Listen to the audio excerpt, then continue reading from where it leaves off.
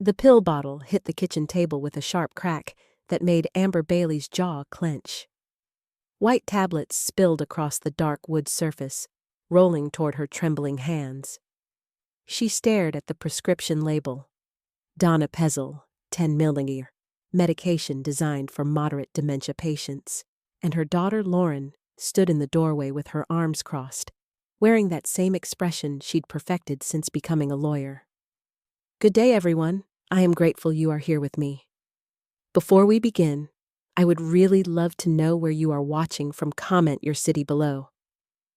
Now, let me tell you about something that changed my life forever. Amber's fingers curled into fists as she pushed back from the table, her chair scraping against the hardwood floor. At 51, she could recite phone numbers from 30 years ago, remembered every client file from her accounting firm, and never once missed an appointment. Yet here she was, facing a daughter who'd somehow convinced Dr. Reeves to prescribe memory medication after 3 phone calls and a family meeting Amber hadn't been invited to. The morning light streaming through the window caught the edges of the scattered pills, making them gleam like accusations. She swept them back into the bottle with quick, deliberate movements, her heart pounding against her ribs. Lauren shifted her weight, designer heels clicking on the tile as she moved closer. "Mom, we're just trying to help. Help!" Amber's voice came out flat as she screwed the cap back on. She stood, shoulders squared, meeting her daughter's gaze. The muscle in her jaw twitched. "You told my doctor I can't remember things." Lauren pulled out her phone, fingers swiping across the screen with practiced efficiency. She held it up, showing a list typed in neat bullet points. Amber could see the dates, the incidents, each one twisted, reframed, weaponized. That time, she'd asked Lauren to repeat something because the television was too loud. The occasion, she'd momentarily forgotten where she parked at the massive shopping mall. Normal things. Human things. Amber snatched the phone, reading through the carefully documented evidence of her supposed decline. Her pulse thundered in her ears. Each entry was technically true but stripped of context, arranged to paint a picture of cognitive failure. She dropped the phone on the counter and walked to the living room, her footsteps heavy with purpose. The leather couch still held the impression where her son-in-law Richard had sat during their intervention 3 days ago. She could still smell his cologne, still see the way he'd nodded along while Lauren presented her case like closing arguments in court. Amber's sister Jennifer had been there too, wringing her hands and avoiding eye contact. Amber grabbed her purse from the side table, checking the contents with methodical precision. Wallet, keys, insurance card, the folder containing her latest client work. Financial spreadsheets she'd completed yesterday without a single error. She zipped it closed and headed for the front door. "Where are you going?" Lauren's voice rose, edging toward panic. "To fix this!" Amber pulled the door open, late September air rushing in with the scent of fallen leaves. The medical building's parking lot stretched before her, half empty on a Thursday afternoon. Amber's sedan chirped as she locked it, the sound sharp in the autumn stillness. She squared her shoulders and strode toward the glass entrance, her reflection fragmenting across the mirrored panels. A woman in a burgundy blazer and pressed slacks stared back. Professional, capable, undeniably present. Inside, the waiting room's antiseptic smell hit her nostrils. Amber approached the reception desk, where a young woman with cat-eye glasses tapped at her keyboard. The nameplate read, "Receptionist." Amber planted both palms on the counter. "I need to see Dr. Keegan, today." The receptionist's fingers paused mid-keystroke. "Do you have an appointment?" "No, but this can't wait." Amber's jaw tightened, grinding her molars together. The woman's eyes flicked to her screen, then back to Amber's face. She picked up the phone, murmuring into the receiver, while Amber's fingers drummed an anxious rhythm against the laminate countertop. Through the doorway behind the desk, Amber could see nurses moving between exam rooms, their scrubs rustling with efficient purpose. 5 minutes stretched into 10. Amber paced the waiting area, her heels clicking against linoleum tiles. Magazine pages fluttered as other patients turned them, their sidelong glances following her movement. She refused to sit, refused to appear comfortable in this space that had betrayed her trust. The interior door finally swung open. Dr. Keegan emerged, his graying temples catching the fluorescent light. He'd been her physician for 8 years, had seen her through menopause, a bout of bronchitis, her annual checkups. His expression now carried something Amber hadn't seen before. Uncertainty mixed with resignation. "Amber, come on back." She followed him down the narrow hallway, past examination rooms where muffled conversations bled through closed doors. His office sat at the end, cramped and cluttered with medical techs and framed diplomas. He gestured to the chair across from his desk, but Amber remained standing. She pulled the pill bottle from her purse and set it down with deliberate force, the amber plastic rattling against the wooden surface. "You prescribed this based on what my daughter told you? Not based on any actual examination or testing?" Dr. Keegan lowered himself into his chair, his spine pressing against the worn leather, his fingers interlaced on the desk blotter, knuckles whitening. "Your family expressed legitimate concerns about memory lapses. Given your age and family history—" "What family history?"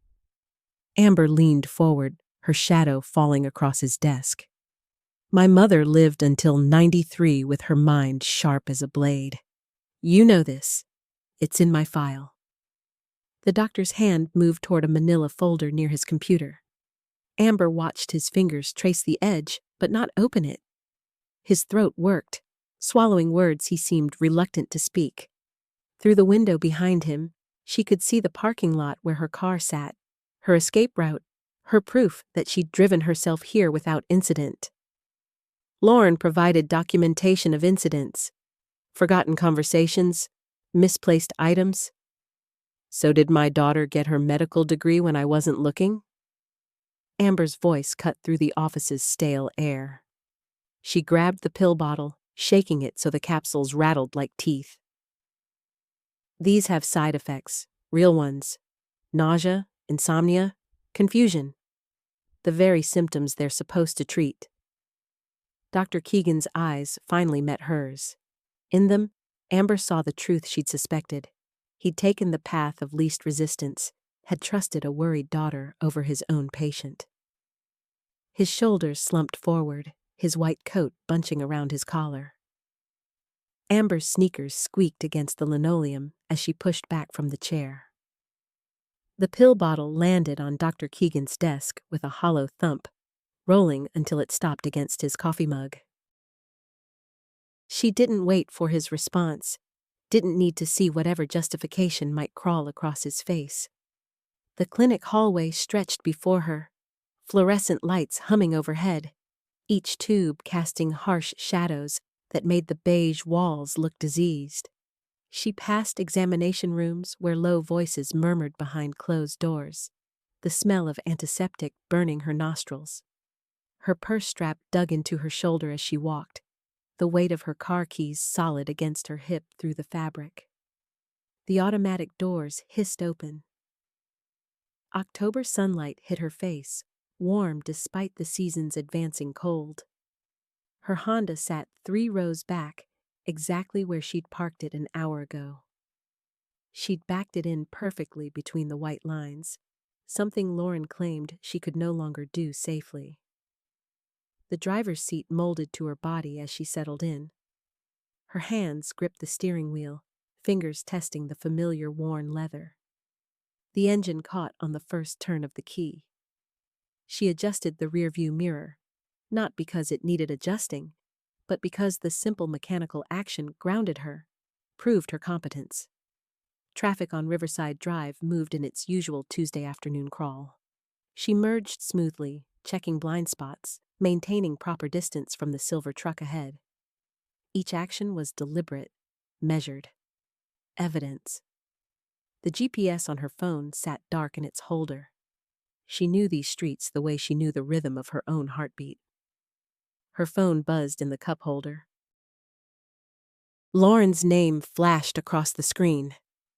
Amber's jaw clenched, teeth grinding until her temples ached. She let it ring through to voicemail, watching the notification appear, then disappear. 2 blocks later, it buzzed again. Then again. The 4th call came as she turned onto Maple Street. Amber's thumb jabbed the answer button. "I'm driving. I'll call you back." "Mom, Dr. Keegan's office just called me." Lauren's voice carried that tight, controlled tone she used in her courtroom, the one that made witnesses squirm. "They said you refused to—" Amber ended the call. Her hand was steady as she set the phone face down. The tree-lined street passed her windows, oaks and maples she'd watched change color for 30 years. Mrs. Patterson waved from her garden, trowel in hand, dirt smudged on her gardening gloves. Amber raised 2 fingers from the wheel in acknowledgement. Her driveway appeared on the right. She pulled in, cut the engine, and sat in the sudden silence. Through the windshield, her house stood unchanged. Red brick, white shutters, the porch light she'd replaced last month without anyone's help. The flower beds needed weeding. She'd meant to do it yesterday, but had spent the afternoon reading, losing herself in a mystery novel whose plot she remembered perfectly. The front door unlocked smoothly. Inside, the air smelled of the vanilla candles she'd lit at breakfast, mixed with coffee grounds in the kitchen trash. She dropped her purse on the hall table, kicked off her sneakers, and walked through rooms that held 40 years of accumulated life. Her laptop sat open on the dining table where she'd left it, screen dark, but the power light glowing. She touched the trackpad. The screen bloomed to life, showing the document she'd been working on, a timeline. Dates, events, conversations. Everything since Lauren's campaign had begun 6 weeks ago. September 12th. Lauren suggests I see Dr. Keegan for routine checkup. I had physical 3 months prior. September 19th. Lauren visits, asks repeatedly about whether I'm taking vitamins. Searches my medicine cabinet while I make tea. September 28th. Lauren's husband Richard calls, asking if I need help with bills. My accounts are current, automatic payments functioning. October 3rd. Dr. Keegan's office calls, saying Lauren's scheduled appointment on my behalf. Amber scrolled through the entries, each one time-stamped, each one backed by saved emails and text messages. Her fingers moved across the keyboard, adding today's date, documenting Dr. Keegan's admission. The pharmacy receipt was already scanned and saved. The pills she'd never taken still in their sealed bottle. Outside her window, a car door slammed. Amber's spine straightened. Through the sheer curtains, she watched Lauren's black Mercedes settle against the curb, its engine ticking as it cooled. Her daughter emerged, phone pressed to her ear, navy suit crisp despite the afternoon heat. Even from inside, Amber could read the tension in Lauren's shoulders, the sharp gestures as she spoke. Amber saved her document, backed it up to the cloud, then closed the laptop. She walked to the kitchen and filled the kettle, the water rushing loud in the silence. The gas stove clicked 3 times before igniting, blue flames licking the kettle's copper bottom. The doorbell rang. Not a knock. Lauren had her own key, but wasn't using it. A power play, forcing Amber to answer, to acknowledge her arrival. Amber's fingers wrapped around the kettle handle, feeling the metal already warming beneath her palm. She turned off the stove with a deliberate twist, the flame disappearing with a soft whoosh. Her reflection caught in the kitchen window. Jaw set, eyes sharp. not the confused woman her daughter expected to find. The doorbell rang again, longer this time, insistent. She walked to the front door, each footstep measured. Her hand found the deadbolt, slid it open with a metallic click that echoed through the entryway. The knob turned cold and smooth in her grip. Lauren stood on the porch, phone now pocketed, briefcase in one hand. Her eyes performed their usual scan, searching for signs of decline, evidence to support her narrative. The inspection lasted 3 seconds, a practiced evaluation disguised as maternal concern. "You didn't answer your phone." Lauren stepped inside without waiting for invitation, her heels clicking against the hardwood. Amber closed the door, keeping her body between Lauren and the rest of the house. "I was working." The words landed between them like stones. Lauren's eyebrows lifted fractionally, surprised that Amber had responded at all, that her answer was coherent and direct. The reaction was fleeting, but Amber caught it, cataloged it as more evidence. Lauren set her briefcase on the entry table, her fingers drumming once against the leather. "We need to talk about your appointment today." Amber moved past her daughter, heading back to the kitchen. Let Lauren follow. Let her work for this conversation. The kettle had cooled enough to touch. Amber filled it again, the water pressure strong and steady, splashing against the copper interior. She set it back on the stove, turned the flame to medium. Behind her, Lauren's presence filled the kitchen doorway. Amber could feel her daughter's gaze tracking every movement, analyzing each action for tremors, hesitation, confusion.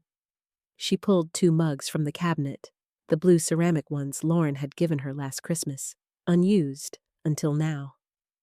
The gesture would register, would communicate that Amber noticed everything. "Dr. Keegan called me."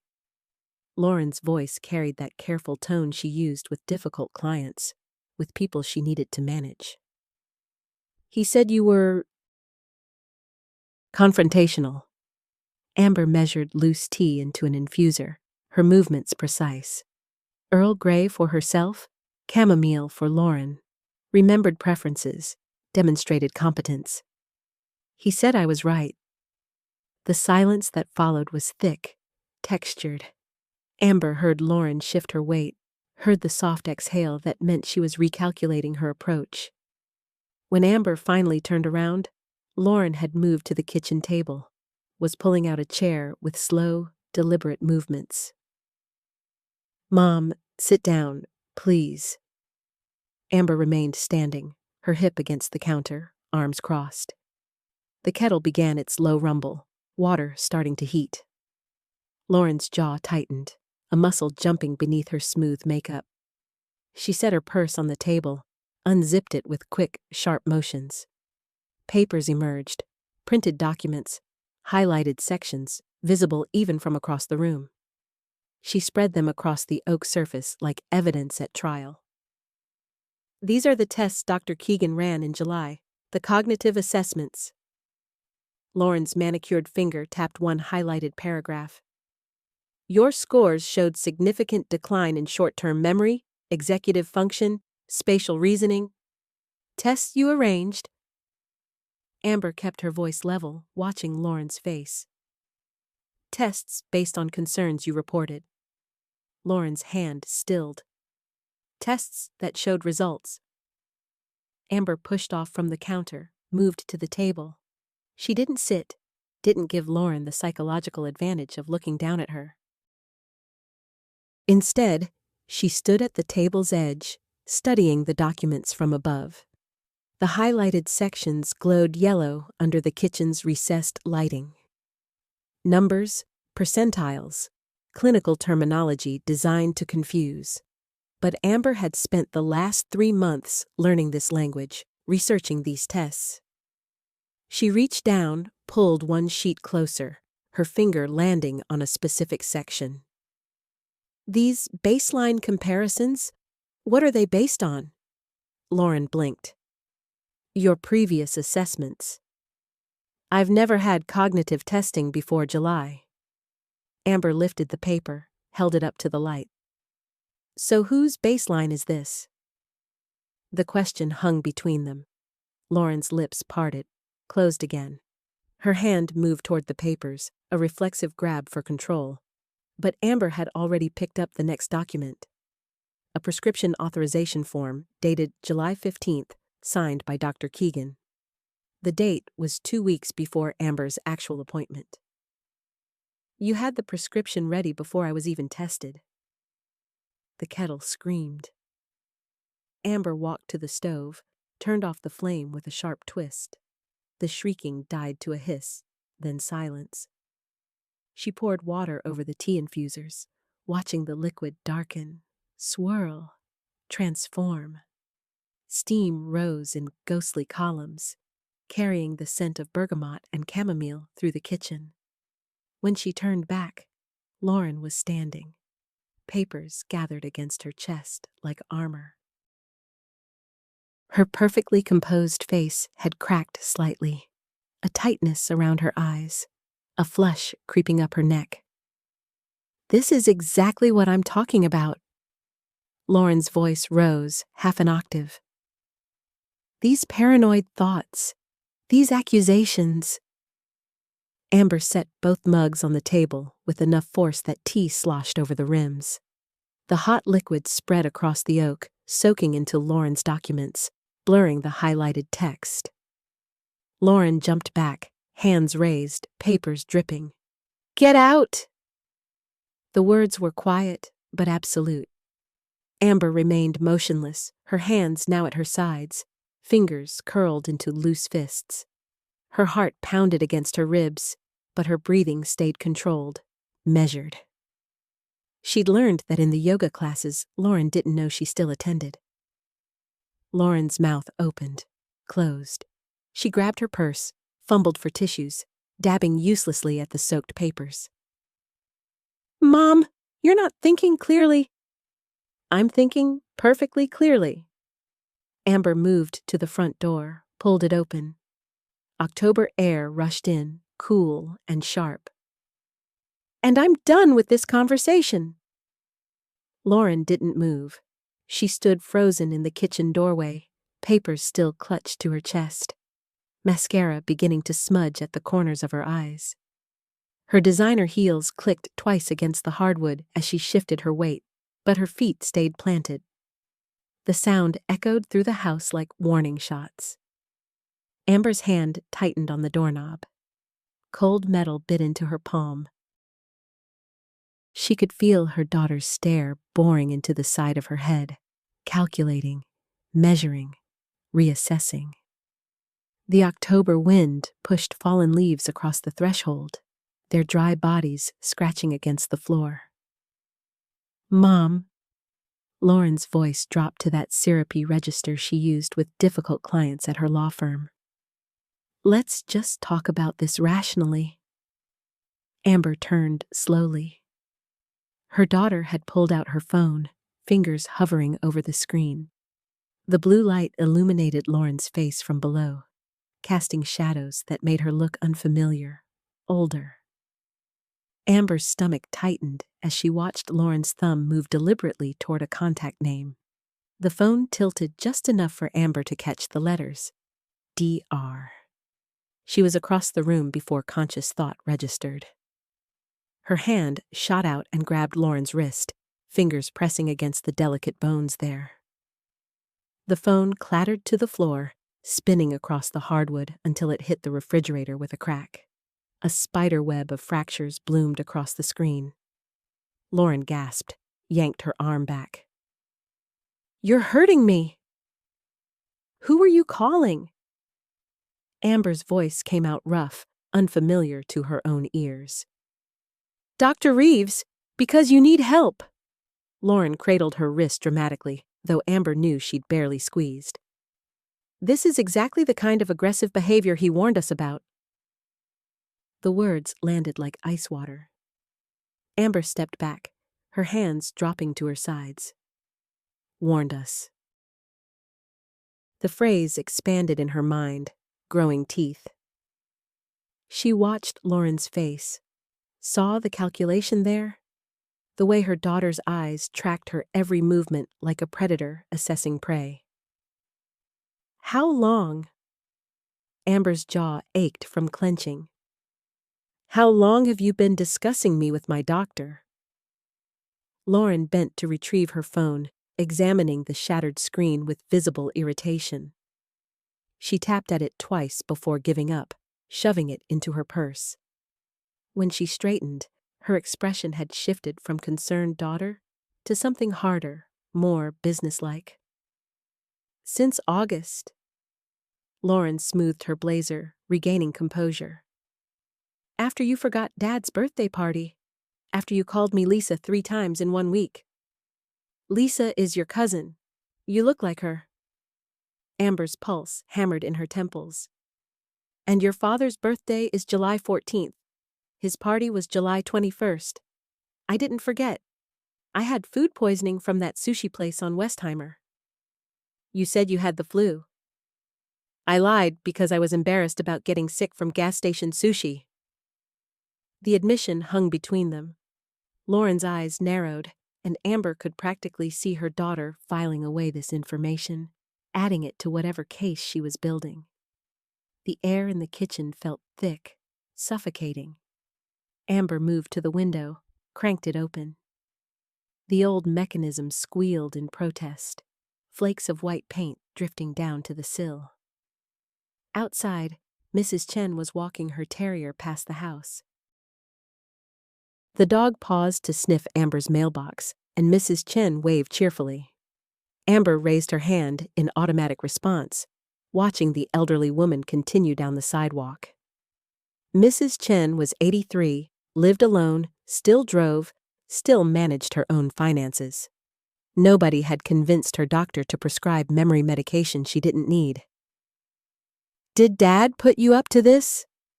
Amber kept her back to Lauren, watching Mrs. Chen's retreating figure. Or was it Cameron? Silence. Amber turned around. Lauren was texting on her ruined phone, squinting at the fractured screen, her thumbs moving with deliberate precision despite the broken glass. A thin line of blood appeared on her index finger, but she didn't stop typing. Amber crossed the kitchen in 3 strides and snatched the phone away. Lauren's shriek was immediate, piercing. Give that back! But Amber was already reading the partially visible messages, tilting the phone to avoid the worst of the cracks. The text thread was with someone labeled T. Cameron, Lauren's younger brother. The messages scrolled up, weeks of conversations laid bare. Mom getting worse. Won't take medication without fight. Dad says, give it time. I say we need legal options. Power of attorney forms ready. Just need her signature or declaration. Amber's vision tunneled. The phone felt suddenly heavy, burning hot in her hand. She looked up at Lauren, who had gone pale, all pretense of concern evaporated. You want me declared incompetent? It wasn't a question. Lauren's silence confirmed everything. The kitchen seemed to tilt, cabinets and counters sliding sideways in Amber's peripheral vision. She gripped the edge of the table, felt the solid oak beneath her fingers, anchored herself to something real and permanent. Amber's hand moved before her mind caught up, hurling Lauren's phone across the kitchen. The device struck the refrigerator with a satisfying crack, then clattered to the tile floor where it finally went dark. Lauren's mouth opened and closed like a fish drowning in air. The medication bottle sat on the counter between them, its white cap reflecting the overhead light. Amber grabbed it, shook it once. The pills rattled inside, 30 days' worth of cognitive poison, designed to fog the minds of Alzheimer's patients. People who actually needed their racing thoughts slowed. Her thoughts weren't racing. They were crystal clear, sharper than they'd been in years, cutting through the pharmaceutical haze that had been building in her system for 3 months. She twisted the cap off and upended the bottle over the sink. pills scattered across the stainless steel, white tablets bouncing and spinning before disappearing down the drain. Lauren lunged forward, but Amber blocked her with her hip, reaching for the faucet. Water surged from the tap, washing away any hope of salvaging the medication. "You have no idea what you've done!" Lauren hissed, her voice low and venomous. Amber cranked the garbage disposal switch. The grinding roar filled the kitchen, metal teeth pulverizing the remaining pills into harmless powder. She held the switch down longer than necessary, watching Lauren's face contort with each passing second. When silence finally returned, it felt heavier than before. The front door opened with a bang. Heavy footsteps echoed through the hallway, 2 sets moving with purpose. Amber's ex-husband Gerald appeared in the kitchen doorway first, his bulk filling the frame. Behind him came Cameron, younger and leaner, but with the same cold calculation in his eyes. Gerald's gaze went immediately to the empty pill bottle on the counter, then to Lauren's tear-streaked face. His jaw tightened, the muscle jumping beneath graying stubble. "We tried to do this the easy way, Amber." Cameron moved to his sister's side, placing a protective hand on her shoulder. The siblings exchanged a look that spoke of rehearsed plans, backup strategies already in motion. From his messenger bag, Cameron produced a manila folder, the kind that held official documents, legal paperwork with blank signature lines waiting to be filled. Amber's heart hammered against her ribs, but her hands remained steady. She backed toward the knife block on the opposite counter, not to threaten, but to maintain distance, to keep something solid between herself and the 3 people who had decided she no longer deserved autonomy over her own mind. "Dr. Reeves called me," Gerald said, taking 1 step into the kitchen. "Said you had an episode at his office, threw things, made accusations." "I made observations." Amber's fingers found the counter edge behind her, gripped hard enough that her knuckles ached. "There's a difference." Cameron opened the folder, held up a document filled with dense paragraphs and legal terminology. A quick glance showed letterhead from a psychiatric facility, the kind that evaluated competency, determined whether someone could make their own decisions. The appointment was scheduled for tomorrow, 9 a.m. sharp. "This is a voluntary evaluation," Cameron said, his tone smooth and practiced. "You sign yourself in for 72 hours. They run some tests, verify your cognitive function. If everything checks out, you come home and we apologize." "And if it doesn't check out?" No one answered. The silence stretched, broken only by the drip of the kitchen faucet, each drop hitting the steel sink with a hollow ping. Lauren had stopped crying, her eyes now dry and calculating, watching Amber like a scientist observing a specimen. Amber's cell phone buzzed in her pocket. Once, twice, 3 times in rapid succession. The vibrations felt urgent, insistent. She pulled it out, keeping her eyes on Gerald. The screen showed missed calls from an unknown number, followed by a text message from another number she didn't recognize. "Don't sign anything. They filed guardianship papers this morning. 3-day hold becomes permanent if you're institutionalized. Get out now." The message was unsigned, but the area code was local. Amber's mind spun through possibilities. Mrs. Chen? Someone from Dr. Reeves's office? A wrong number that coincidentally aligned with her nightmare? Gerald took another step forward, hand outstretched for her phone. Amber pocketed it, then grabbed her keys from the counter hook in one fluid motion. The car key fob felt solid and real, a tangible escape route. She moved sideways along the counter, keeping furniture between herself and her family, heading toward the garage door. "Mom, don't make this harder." Lauren's voice carried a warning edge. "We can call the police. Have you transported on an involuntary hold?" Cameron was already pulling his phone out, thumb hovering over the screen. The threat wasn't empty. Amber could see it in his posture. the way he'd positioned himself near the hallway to block that exit route.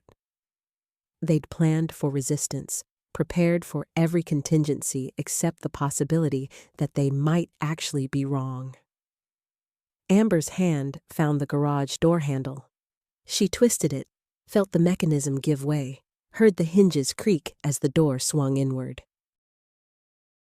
Cool air rushed out from the darkened space beyond, carrying the smell of motor oil and concrete. "You do this, you won't have access to your accounts," Gerald called after her. "Cameron's already filed the paperwork. Judge signs off tomorrow morning whether you're there or not." She paused in the doorway, looked back at the three people who shared her blood, her history, her last name. Lauren had her arms crossed, face set in righteous certainty. Cameron held his phone like a weapon, ready to deploy it at the first sign of continued defiance. Gerald just looked tired, sad, convinced he was saving her from herself. The garage's automatic light flickered on, illuminating her sedan parked in its designated spot, the same spot it had occupied for 15 years. Amber crossed the threshold and pulled the door shut behind her, then engaged the lock. The deadbolt sliding home sounded like a gunshot in the enclosed space. The garage door shuddered as fists pounded against it from the kitchen side. Amber's hands shook while she fumbled her car keys from her purse, dropping them twice on the oil-stained concrete before her fingers cooperated enough to maintain grip. The metallic jangling echoed off the walls, mixing with the continued hammering and muffled shouting beyond the door.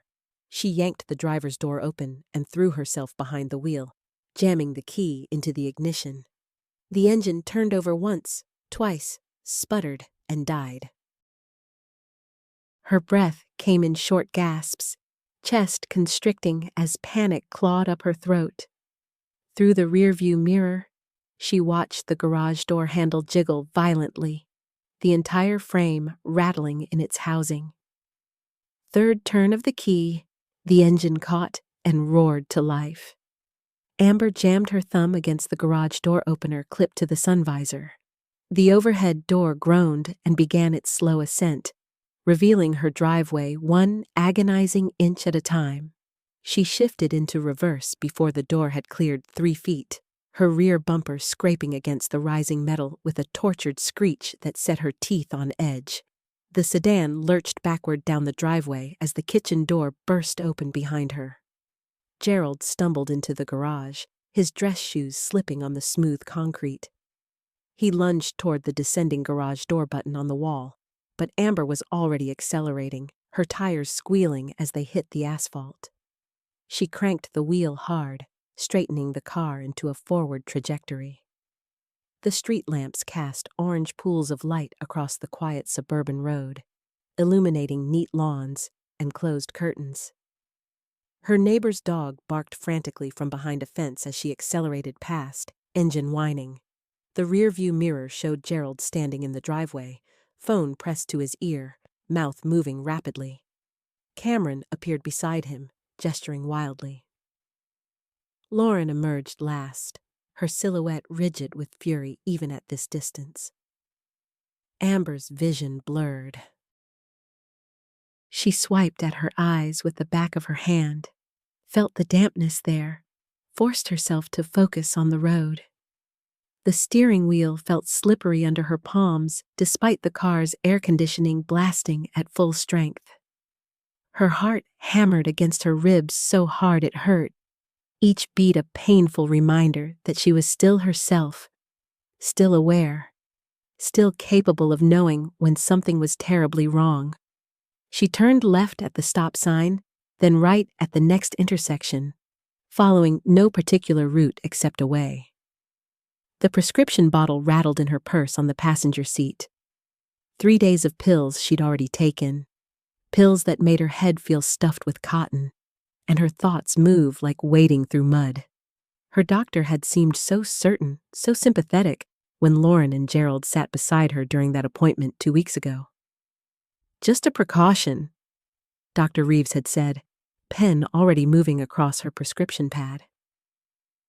"Early intervention is key with these things," Amber hadn't argued then. She'd trusted the white coat, the medical degree on the wall, the concerned faces of her children. Now each pill felt like a small betrayal she'd swallowed willingly. Red and blue lights erupted in her rearview mirror. The police cruiser appeared from nowhere, closing the distance between them with predatory speed. Amber's foot instinctively moved toward the brake, then froze. Cameron's phone call had been faster than she'd anticipated. They'd told the police what? That she was confused, disoriented, a danger to herself and others? Her hands tightened on the wheel. The medication made everything feel distant, wrapped in gauze. She tried to recall the last 4 days clearly. Had she forgotten anything important? Missed any appointments? She'd been tired, sluggish, her usual sharpness dulled to a vague approximation of thought. But she'd attributed that to stress, to age, to the natural fog that sometimes descended. The cruiser's siren wailed to life. Amber pulled into a shopping center parking lot, the vast expanse of asphalt nearly empty at this hour. A few scattered cars huddled near a 24-hour pharmacy at the far end.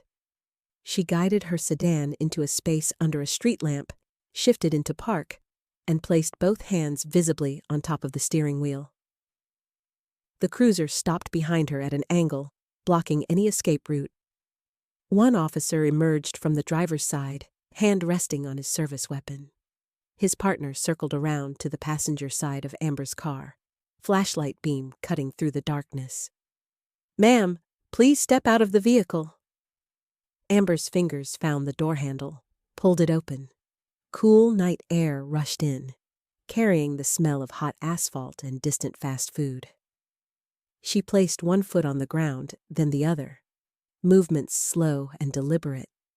The parking lot asphalt felt solid beneath her shoes, real and present in a way that cut through the medication haze. "Hands where I can see them." She raised her hands to shoulder height, palms forward. The officer who'd spoken moved closer, his nameplate catching the light but remaining unreadable at this distance. His partner maintained position near the front of her car, flashlight trained on her face, making her squint against the glare. "We received a call about a possible psychiatric emergency." The first officer's voice carried practiced neutrality, the tone of someone who'd had this conversation many times before. "Your family is concerned about your welfare." Amber opened her mouth to respond, but her tongue felt thick, uncooperative. The words she needed existed somewhere in her mind, but refused to line up in proper order. The medication.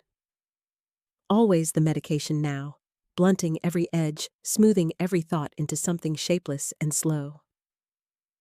"I'm fine," she managed finally, hating how the two simple words came out slurred slightly, uncertain. The officer exchanged a glance with his partner. That one look contained volumes, doubt, assessment, the beginning of a decision tree that would determine the next hour of her life. The first officer stepped closer, his hand hovering near the radio clipped to his shoulder. Amber watched his body language shift, saw the subtle tensing of muscles that meant he was preparing to take control of the situation. Behind him, the second officer moved to flank her, boots scraping against asphalt in a practiced maneuver she recognized from countless television shows she'd watched in her former, clearer life. Her heart hammered against her ribs, adrenaline cutting through the pharmaceutical fog like a knife through butter.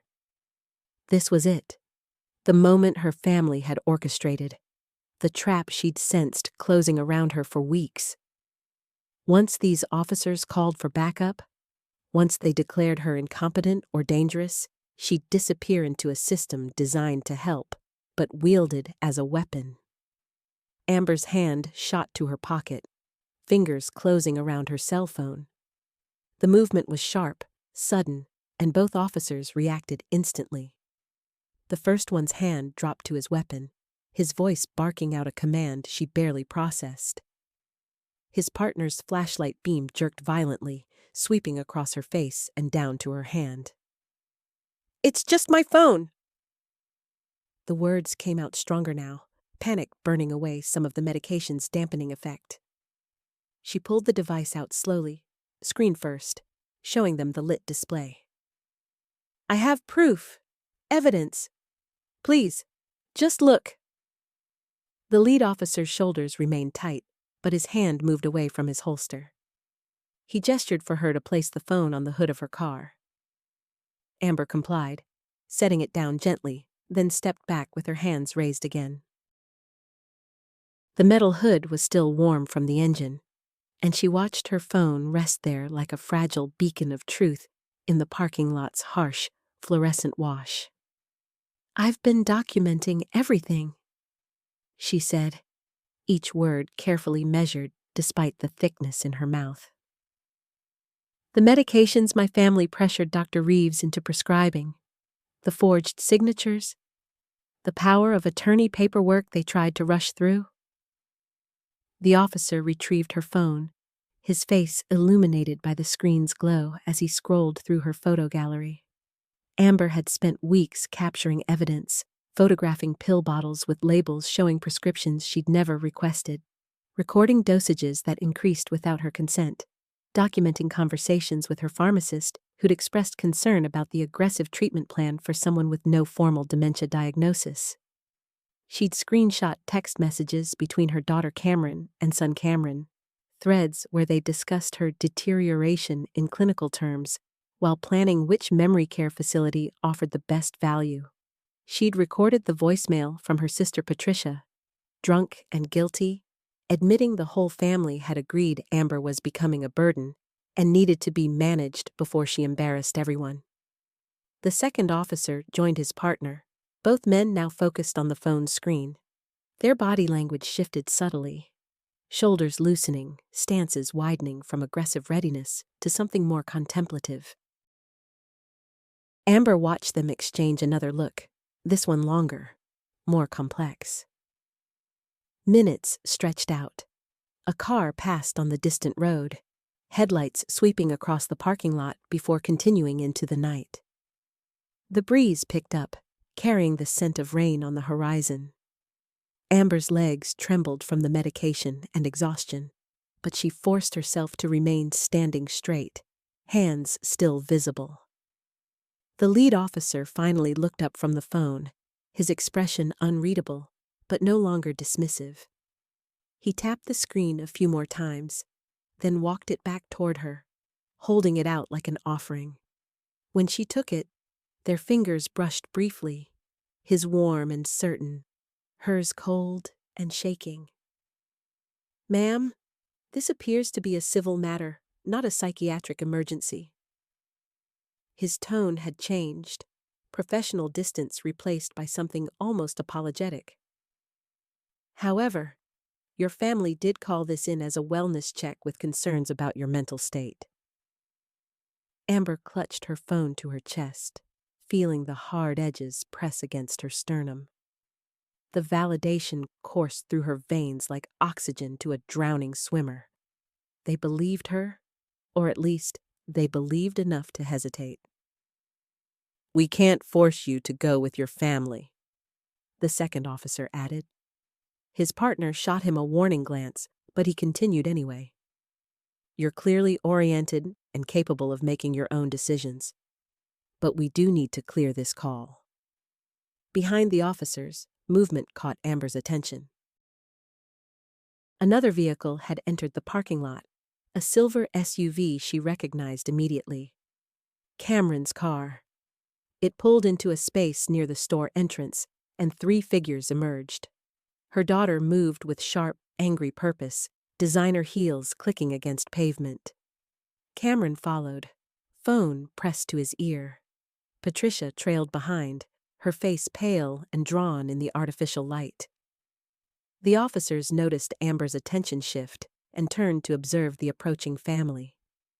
Cameron's expression cycled rapidly from concern to anger, to something calculated and dangerous when she saw her mother standing free, phone in hand, officers clearly not restraining her. Officers, thank God you're here. Cameron's voice dripped with practiced distress, the same tone she'd used to manipulate teachers, bosses, anyone with authority. My mother is extremely ill. She's been refusing her medications and making wild accusations. We're trying to help her. Amber felt her jaw clench, teeth grinding together with enough force to make her temples ache. This was the performance she'd been dreading, the moment her family would deploy their most powerful weapon, the narrative they'd carefully constructed of a confused, declining woman who couldn't be trusted with her own reality. The younger officer's posture shifted, uncertainty flickering across his features. His hand moved toward the notepad in his breast pocket, fingers hovering there as he glanced between Amber and Cameron. The family dynamics were performing exactly as rehearsed. Cameron's performance polished through years of manipulation. Cameron's phone conversation ending with theatrical timing. Patricia's worried mother routine playing in the background. But the older officer stepped forward, positioning his body between Cameron and Amber. His boots scraped against the asphalt, the sound deliberate and commanding. He raised one hand, palm outward, stopping Cameron's advance 3 feet from where she'd clearly intended to stand, directly in Amber's space, crowding her, diminishing her. Ma'am, your mother has already provided us with detailed information. His voice carried the weight of 30 years dealing with family conflicts, domestic situations, and people who thought authority figures were props in their personal dramas. She's lucid, coherent, and has made specific allegations that we're required to investigate. Cameron's face underwent a transformation that Amber had witnessed countless times, but never from this particular vantage point, as an observer rather than a victim. The concerned daughter mask cracked, revealing something cold and furious underneath. Her fingers curled into her palms, manicured nails digging into expensive leather gloves. A muscle twitched beneath her left eye, barely visible in the sodium lights, but unmistakable to someone who'd spent 51 years reading faces, anticipating moods, surviving. This is absurd! Cameron pocketed his phone with aggressive precision, the device disappearing into his coat with a sharp movement. Our family has been working with Dr. Reeves for months to establish a proper care plan. Mother's been exhibiting classic signs of paranoid delusions, refusing medications that would help her. I never needed those medications. Amber's voice emerged stronger than she'd expected, cutting through Cameron's rehearsed speech. And Dr. Reeves prescribed them based entirely on your reports, not actual examination. The words hung in the cold air, visible as breath vapor between them. Amber watched her son's expression cycle through surprise, anger, then calculation. He exchanged a glance with Cameron, some silent sibling communication that had excluded Amber for decades. They'd been planning together, coordinating, building their case while she'd been too medicated to fight back effectively. Patricia finally moved forward, her approach tentative, hands wringing together in a gesture that might have seemed anxious to strangers. But Amber noticed the quick glance Patricia shot toward Cameron, seeking approval, permission to speak. The woman who'd claimed to be rescuing her daughter-in-law had been another player in the orchestration all along. Amber, sweetheart, you're confused. Patricia's voice dripped with false sweetness, the same tone she'd used when suggesting the initial doctor's appointment, when commenting on Amber's supposed forgetfulness, when laying groundwork for months. Remember how worried we all were when you couldn't find your keys? When you forgot about Cameron's birthday dinner? The manufactured evidence rushed back through Amber's memory. Keys that had been moved and hidden. A dinner invitation deliberately withheld, then claimed as forgotten. Bills that mysteriously went unpaid despite Amber's meticulous record-keeping. Every incident had been weaponized, documented, presented to Dr. Reeves as proof of declining mental capacity. Amber's hands trembled, but she forced them still by gripping her phone tighter. The device felt solid, real, evidence of her capability to act, to plan, to execute her escape. She'd driven here safely, made coherent phone calls, contacted attorneys and adult protective services. The fog that had suffocated her thoughts for months had lifted enough to reveal the architecture of their manipulation. "I have documentation," Amber said, addressing the officers while keeping her family in peripheral vision. "Bank statements showing money transferred from my accounts. Property deeds they tried to have notarized when I was most heavily sedated.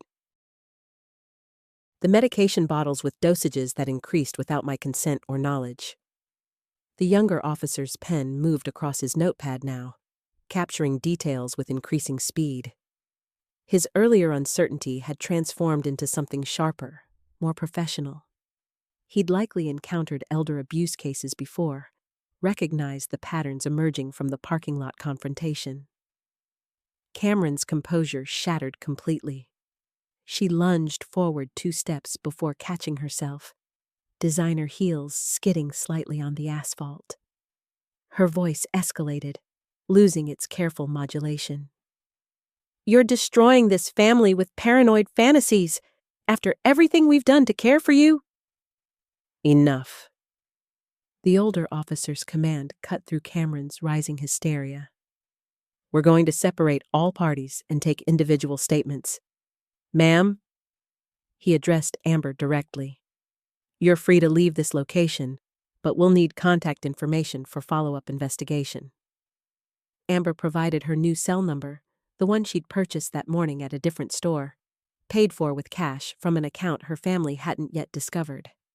The officer wrote carefully, then added something else to his notes, probably observations about her steady hands, clear eyes, coherent responses. Evidence against the narrative of incompetence. Cameron attempted one final manipulation, his voice dropping to reasonable tones. The negotiation strategy he'd perfected in corporate boardrooms. "Officer, surely you understand that family matters like this should be handled privately, through proper medical and legal channels. These allegations involve financial exploitation and potential medical abuse." The younger officer interrupted. His uncertainty vanished completely. "That makes it a criminal matter, not a private family discussion." Amber watched her children's faces register genuine fear for the first time. The consequences they'd never anticipated were manifesting in real time, their careful schemes collapsing under official scrutiny. Patricia had gone completely silent, backing away slowly, as if distance might protect her from association with the unfolding disaster. The older officer gestured toward his patrol car. "Ms. Bailey, would you like us to escort you to your vehicle?" Amber shook her head, already moving toward her Honda. Her legs felt stronger with each step, the physical distance from her family restoring something essential that had been slowly suffocated. She'd parked near the lot's exit, another subconscious preparation for quick departure if needed. Behind her, she heard the officers beginning their interview process, separating Cameron and Cameron despite their protests. Their voices faded as Amber reached her car, fumbled briefly with the key fob, then slid into the driver's seat. The interior still held warmth from her earlier trip, the shopping bag from the pharmacy sitting untouched on the passenger seat. She'd never filled the prescription her family had called in, never intended to. Amber started the engine and pulled out of the parking lot, watching the scene recede in her rearview mirror. Her family remained contained by the officers, their carefully constructed authority crumbling under actual legal scrutiny. The SUV that had trapped her in their schemes sat abandoned near the store entrance, just another vehicle in an anonymous parking lot. Block 1010. 6 months later, Amber stood in the community garden she'd joined 3 weeks after that parking lot confrontation.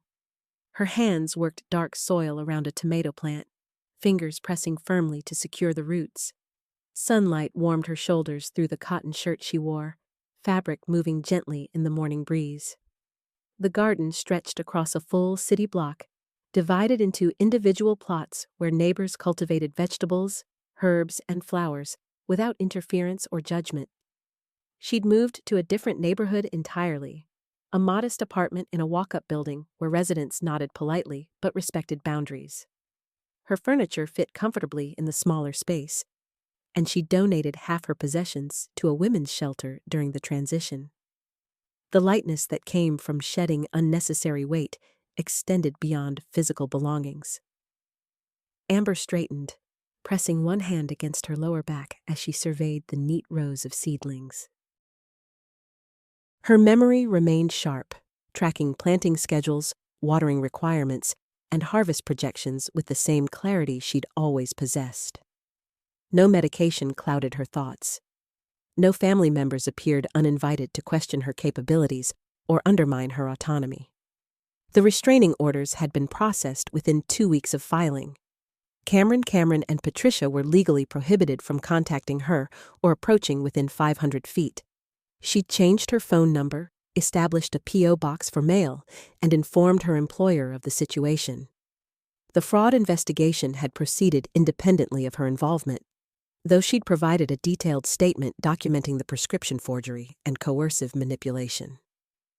Amber knelt again, moving to the pepper plants that showed promising early growth. A woman in the adjacent plot worked her own soil, humming softly while tending squash vines. They'd exchanged names once, Sharon something, but maintained a comfortable distance that felt respectful rather than cold. This measured interaction suited Amber perfectly after years of family members treating her space as territory to invade. Her new physician, carefully selected through independent research and personal interviews, had conducted comprehensive cognitive testing. The results confirmed what Amber had always known. Her memory function fell well within normal parameters for her age, with no indication of decline requiring pharmaceutical intervention. The doctor had documented everything thoroughly, creating a medical record that contradicted the fraudulent diagnosis Cameron had orchestrated. Amber carried her watering can to the communal spigot, filling it slowly while watching sparrows hop between the garden plots. The birds searched for insects and seeds, unbothered by human presence. She'd started carrying sunflower seeds in her pocket, scattering them in quiet corners where wildlife could feed undisturbed. The criminal case against Cameron had resulted in a plea bargain: community service, probation, and permanent notation on his medical licensing record. He'd avoided jail, but lost hospital privileges and faced ongoing professional monitoring. Cameron had received similar penalties for her participation, her realtor's license temporarily suspended pending ethics review. Patricia had escaped formal charges by cooperating with investigators, though their mother-daughter relationship had apparently fractured completely based on courthouse gossip. Amber returned to her plot, methodically watering each plant with precise amounts. She'd researched optimal irrigation techniques, joined online gardening forums, and checked out library books on organic cultivation methods. Her mind absorbed and retained information exactly as it always had, processing complex details without difficulty or confusion. A food truck parked near the garden entrance, its arrival signaling the lunch hour. Amber finished her watering routine, then walked toward the cheerful vehicle painted with bright murals. She ordered a falafel wrap, paid with exact change from her wallet, and carried the warm package to a nearby bench. The vendor knew her by sight now, always adding extra tahini sauce without being asked. She ate slowly, savoring flavors while watching other gardeners tend their plots. This simple routine, cultivating plants, preparing meals, managing her own schedule without interference, had restored something fundamental that family manipulation had nearly destroyed. Her savings remained intact, protected now by updated legal documents that eliminated her children as power of attorney or beneficiaries. Amber had redirected her estate planning toward charitable organizations, scholarship funds for first-generation college students, housing assistance programs, and environmental conservation groups. Her assets would serve purposes she valued rather than funding family members who'd viewed her as a resource to exploit. The revised will sat in a safe deposit box at a different bank, with an independent attorney serving as executor. She finished her meal, carefully folding the wrapper before disposing of it properly. Her phone remained silent in her pocket, the new number shared only with her employer, physician, and apartment manager. No family emergencies interrupted her days. No manufactured crises demanded her immediate attention or financial rescue. Amber returned to her garden plot, pulling a few ambitious weeds that had sprouted near the lettuce. The physical labor satisfied something deep within her, this direct connection between effort and visible results.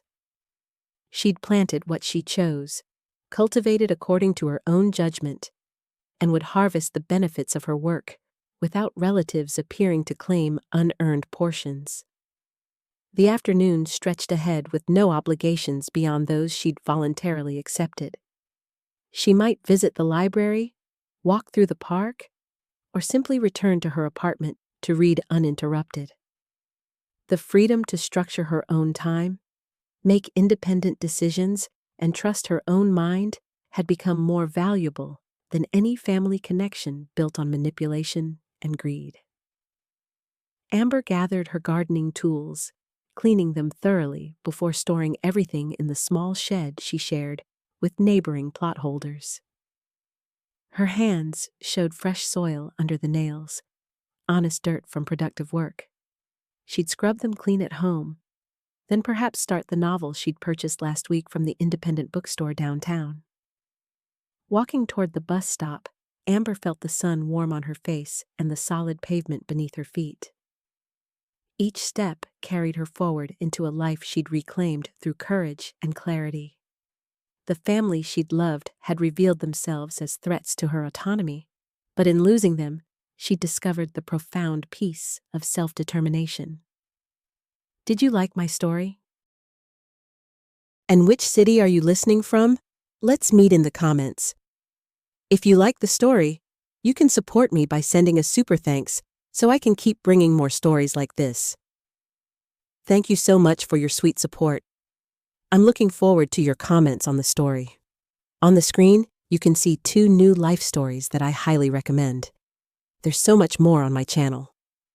Don't forget to subscribe. See you in the next life story.